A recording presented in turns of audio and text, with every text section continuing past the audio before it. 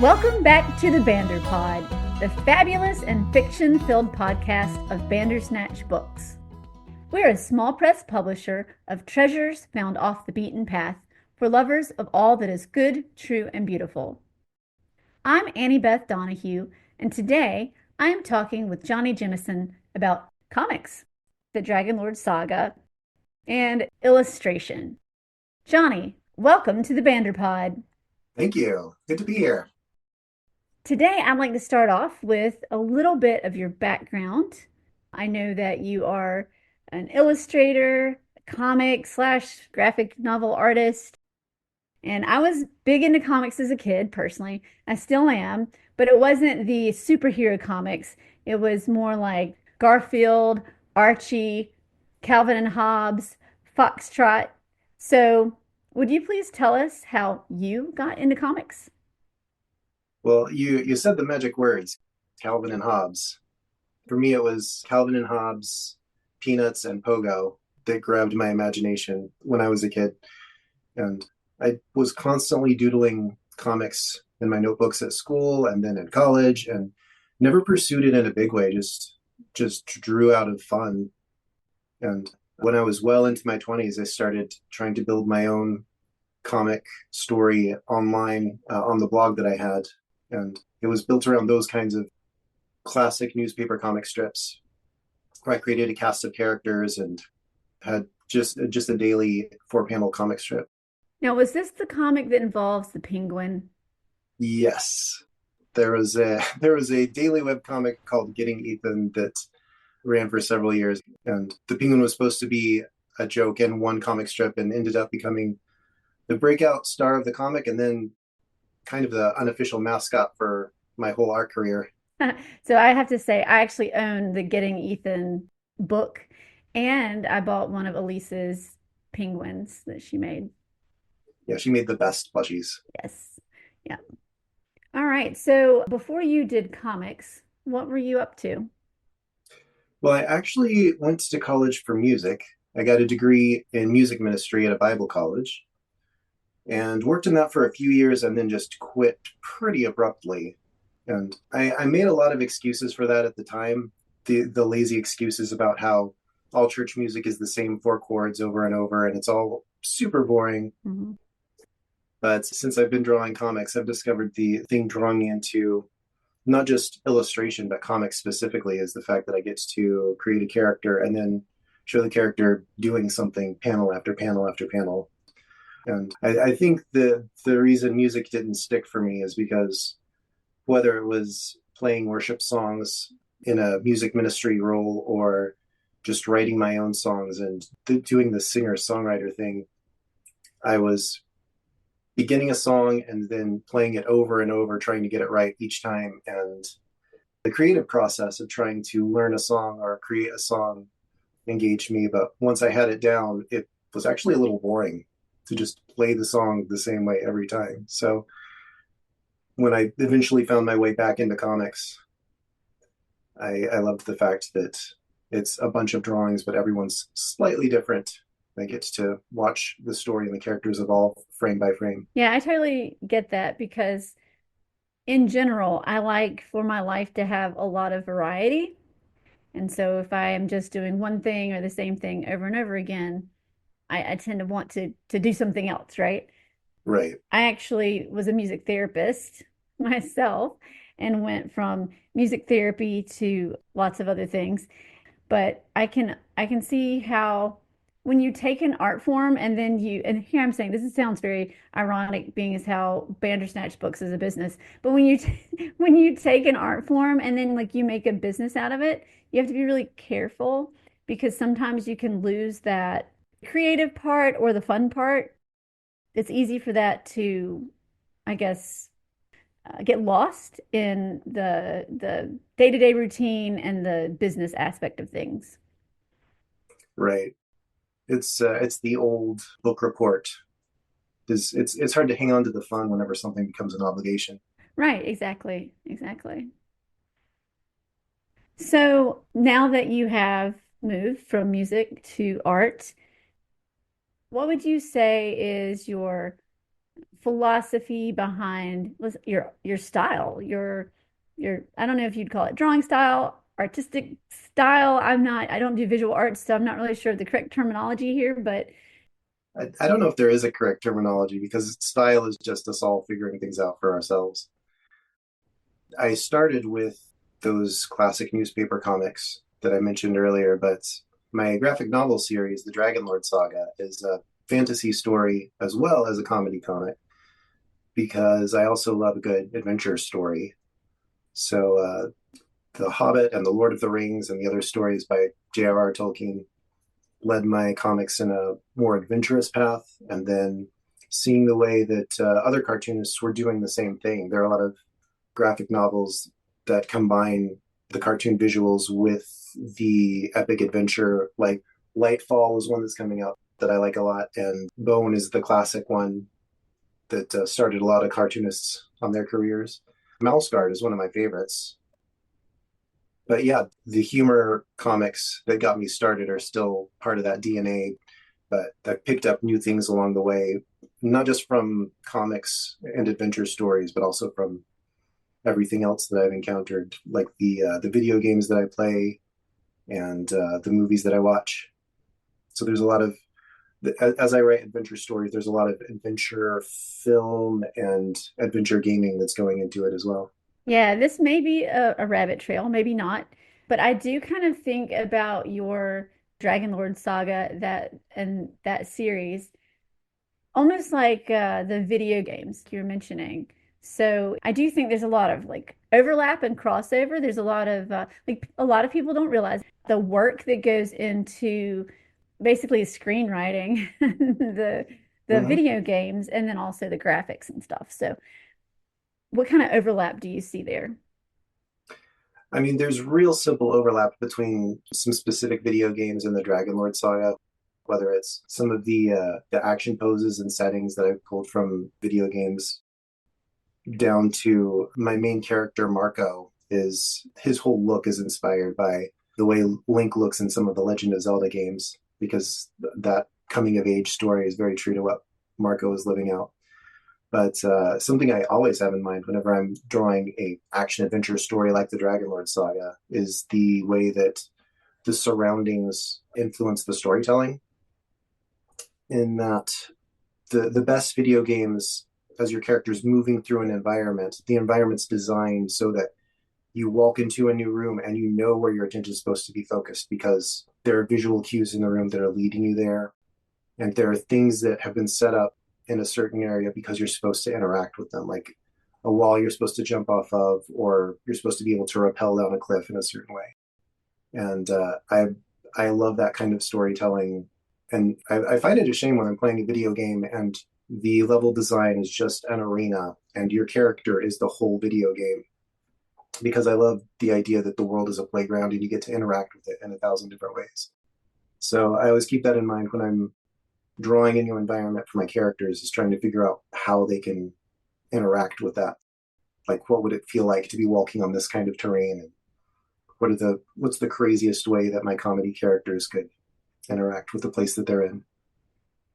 Yeah, I like that. And knowing that you are a Stardew Valley fan, was there any inspiration from Stardew Valley? Let's see, there's got to be somewhere. I haven't given much thoughts to that one in terms of Dragon Lord Saga. Whenever I've put away Dragon Lord Saga for the day and I get to just rest, I think of Stardew Valley as Hmm. it's the chill game that I play at the end of the day. Usually, when my wife and I have finished all of our freelance artwork, we set it aside and take turns tending our virtual farms. Yeah, it's for decompression. Yeah, it is. Okay, so what movies are your favorite? I actually have a fondness for silent films from the 1920s, which is it can be challenging because there aren't a lot of people who are deep into silent films from the 1920s, so it can be hard to find people to talk to about them. But that's half the fun is being able to chat about what's going on in those films because telling the story completely visually, it brought out a side of cinema that calls for a lot more of your attention. There's a lot more of interpretation of what's going on the screen, and Buster Keaton was one of my favorites. I have his whole library on Blu-ray and revisit it pretty frequently. It's kind of fun to watch these films like 100 years after they were made. So while you were talking about that, I thought, silent films are basically moving comic strips because you have the visual with no sound. And a lot Hmm. of times you'll have maybe a frame where there's written text that tells you what's going on or what somebody said, right? And it's almost like watching a moving comic book. And then I also thought of some of the cartoons we have, like Shaun the Sheep or Pingu, where the characters don't speak either, but you have sound Right. effects and it's basically a silent film that's a comic on, a cartoon with just music in the background. Yeah. Yeah. I love the I love anytime a storyteller tries to tell a story purely with visuals. There's actually a graphic novel called The Arrival. Have you read I this? have not. I actually have a review of it coming out on the Rabbit Room blog soon. But it's a an illustrator who drew an entire book with no words, just using visuals, and it's the story of someone coming to a new land where they don't know the language, they don't know the customs, and the fact that you don't understand this place either helps you see the story through that character's eyes. You're right; it is basically a silent film. Yeah. That's fascinating. That's a really good concept. So, you have mentioned the Dragon Lord Saga. Some people may not be familiar with that. Would you please give us some background on, what is the Dragon Lord Saga? How many volumes are there? Where can you find it? Well, there are 5 volumes in the Dragonlord saga. Only 3 of them are finished now, and the third one was just finished. It's a fantasy adventure comedy series. It's got a little bit of everything. It's about 2 brothers named Martin and Marco. Martin is a knight who's excited to go on the crusade and have all kinds of adventures. And his little brother Marco is the stable boy who wants to stay at home and tend to the horses and stay away from adventures. But both of them end up on an adventure of their own. And Martin finds out that as much as he wanted to go on an adventure, it's a little bit more than he bargained for. And Marco wanted to stay at home, but he finds that he's actually uniquely adept at adventuring and kind of enjoys the ride. So it's throughout the course of these first 3 volumes, there are adventures with bandits and dragons and monsters. And the third volume, which is coming out very soon, should be available for pre-order or should be out on shelves depending on when you're listening to this. Volume 3 turned out to be a Western episode. It's not. I mean, I have my fantasy map, so it's not actually set in the West, but the classic adventure Western Right, movie. cowboy style. Yeah, Mhm. cowboys, frontier towns, desperados. The book is called Dragons and Desperados, and I'm so happy with how it turned out.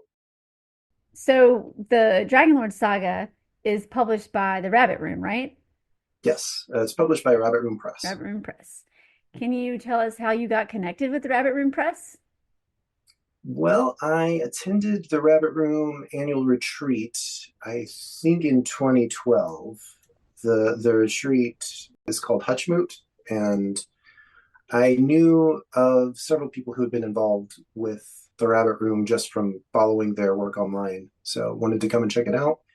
And the connections I made there ended up being the people who rallied around my Kickstarter the following year when I put my first book on Kickstarter to try to be able to fund self-publishing it.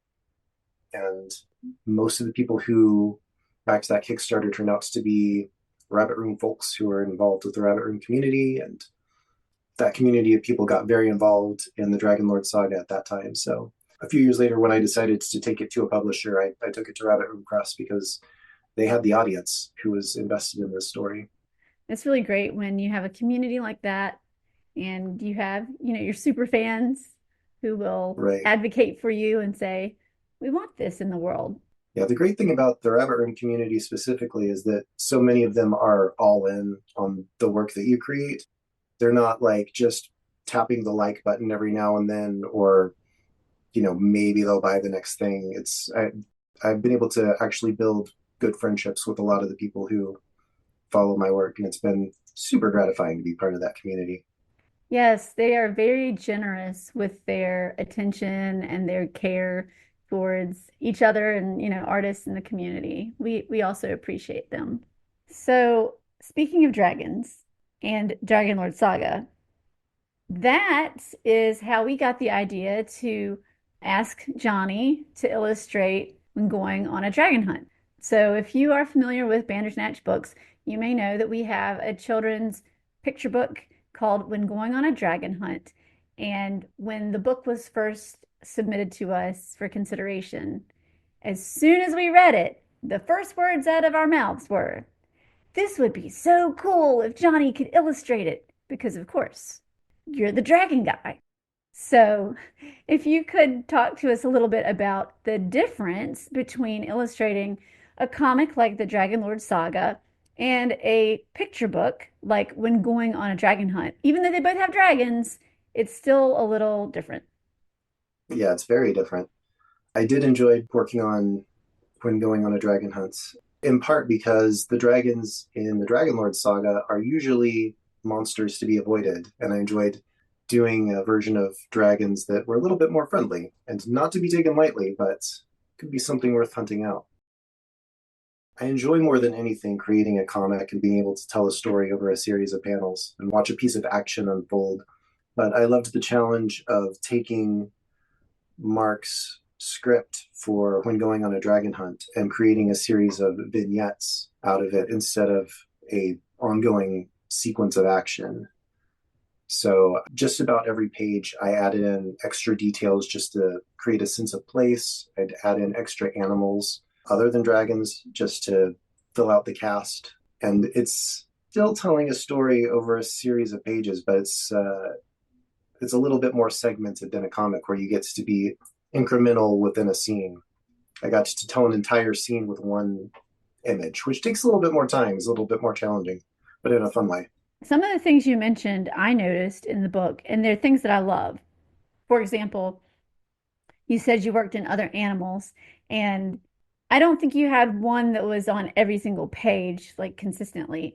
But for me, they're like little Easter eggs that you're looking for in each illustration. Right, And then there's that one illustration of like the dragon's holding a map and says something about you don't want to get lost with a dragon. right, And I don't know if you've seen the Elephant and Piggy books or not, but there is a scene in the Elephant and Piggy books. There's a giant rock, and the two friends are on each side of the rock looking for each other. And that one just brought that to mind. And I think that's one of the reasons those types of books resonate, or those illustrations in those books have resonated with people because there's this playfulness.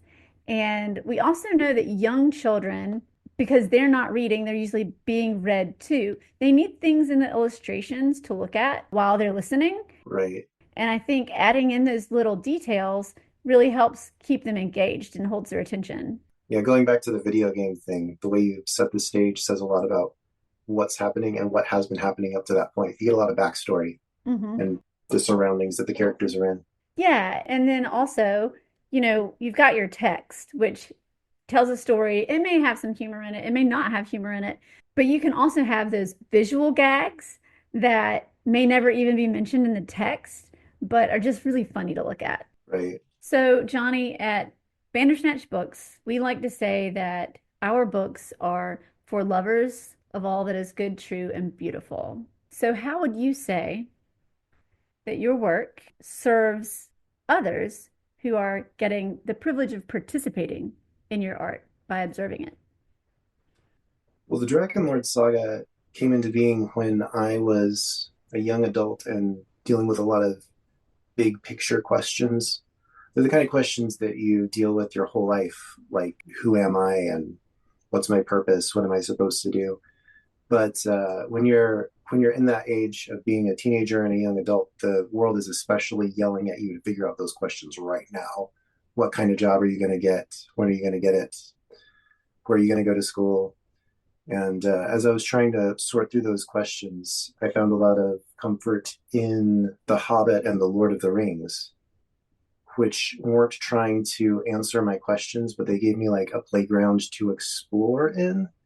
And I think as I watched these hobbits kind of find their way in the world, it led me on my journey of sorting out how, like, what I believed about who I am and where I fit into the world. And I needed to keep expanding that playground. So that's where the Dragonlord saga came from. I built this story about two brothers named Martin and Marco, who are both me on some level. The struggles that they have and the things that they're confronting are a lot of who I am. And I found that over the years, I still have those existential questions, but in recent years, my questions have become a little bit more complex because I'm dealing with very adult things like how do you respond whenever you feel like a personal betrayal from someone, or what does it mean to be a husband and a father? And as I confront those questions, the Dragonlord Saga is right there, ready for me to use. So some of those questions have started to influence the direction the story has taken as I continue to work on the series.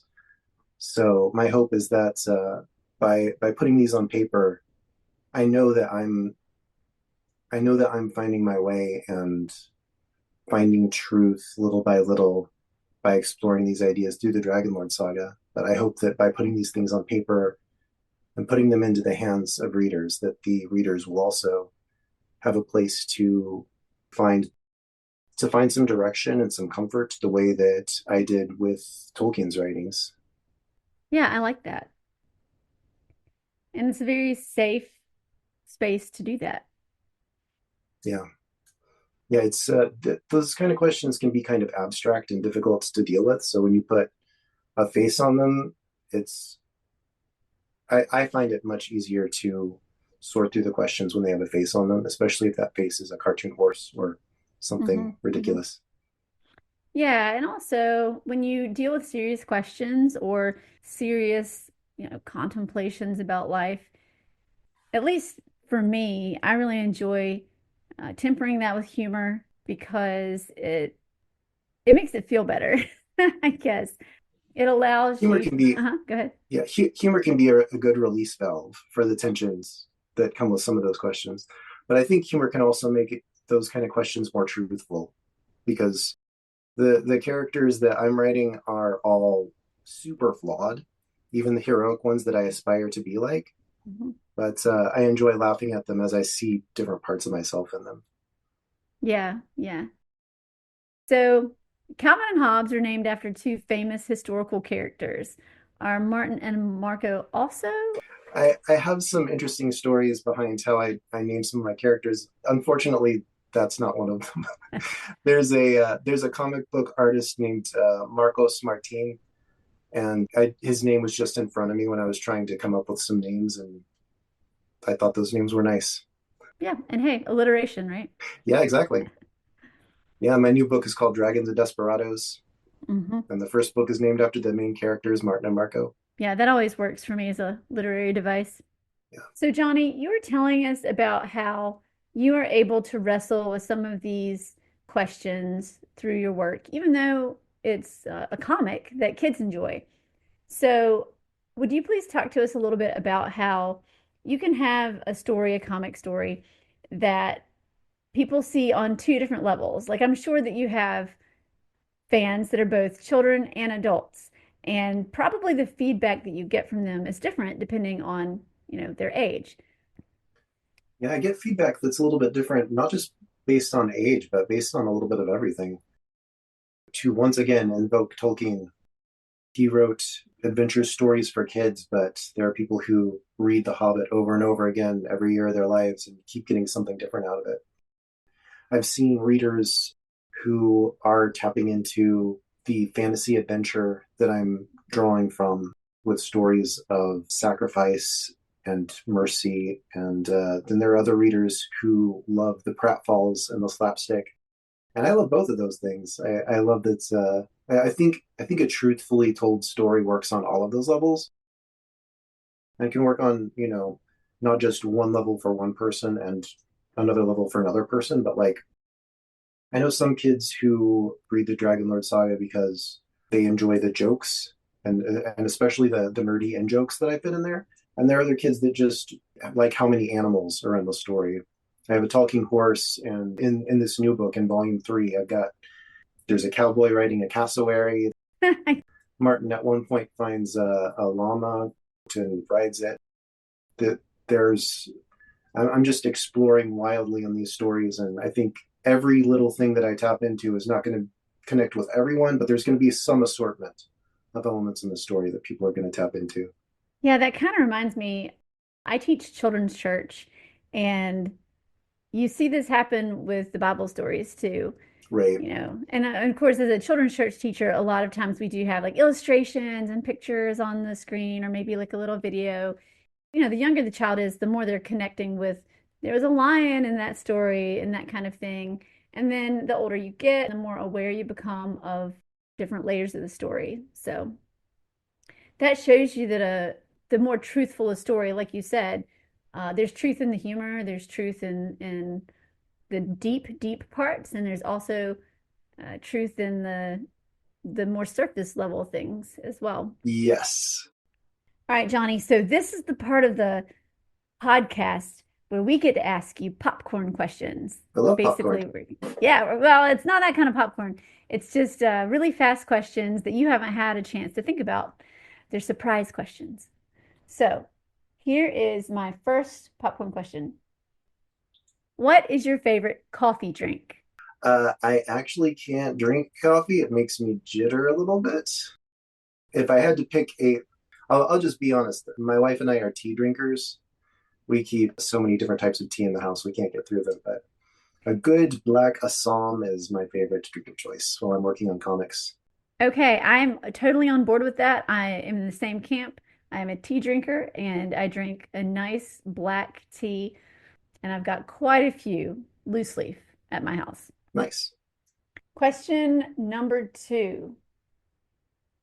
What is your favorite spot in Franklin, Tennessee? Oh, because okay, so I live just 20 minutes south of Franklin. Honestly, my favorite spot is my church. That's the one thing that keeps me coming into town there. We have a wonderful group of people there that care for us so well. Yeah, and Franklin and Nashville are kind of a happening spot. So, And I've met up with Bandersnatch before at Landmark Bookseller to yes. do some book release events. Landmark I considered staying, but it is my beautiful church family that keeps me coming into Franklin. Yeah. Question number three. What are some of your dream projects?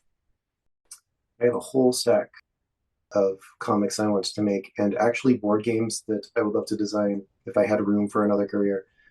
But the ultimate holy grail dream project for me is a graphic novel adaptation of Treasure Island, which is one of my favorite books. There's been a couple years ago, Stephen Husselman did a graphic novel adaptation of The Golden Key, and Joe Sutphin illustrated a graphic novel adaptation of Watership Down. And in both of those cases, they just took the text straight out of the book. They didn't change anything or add anything. And I would love to do that with Treasure Island. Okay, we would love to see you do that with Treasure Island. So we're going to be keeping an eye on you for the next 20 years, all right? Here's hoping. That might be the ultimate retirement project. Yeah, yeah, for sure. All right, well, thank you for joining us today, Johnny. It's been a pleasure talking to you and fun learning a lot about your background and comics. Thanks for having me.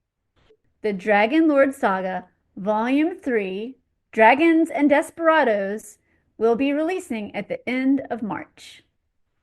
Before we say goodbye, we wanted to be sure to tell you about our Kickstarter for a poetry collection full of fun, whimsy, and heart. While Johnny did not write us any poems to include, Johnny's wife, Elise, does have poetry in this collection. Has she talked to you about that at all? Yes, they're good ones. Yeah, we're really excited about this book. I've Got a Bad Case of Poetry brings together the delight of words, rhythm, rhyme, and images to instill a love of poetry in kids. With 170 poems from over 60 poets, this anthology features the exceptional art of Emily J. Person in over 100 fully illustrated pages. Edited by lover of words, our own poet Rachel S. Donahue. I've Got a Bad Case of Poetry is destined to find its place among the classics of its genre. Poetry to delight a new generation of children. You can join us in bringing it to life by supporting the Kickstarter.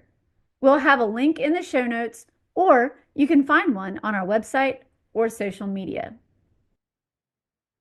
All right, everybody, remember, may you find bookish treasures in your wanderings off the beaten path.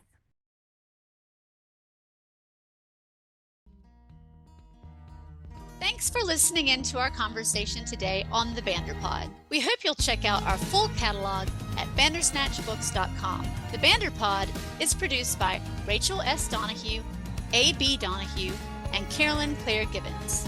Audio engineering by S.D.G. Morgan.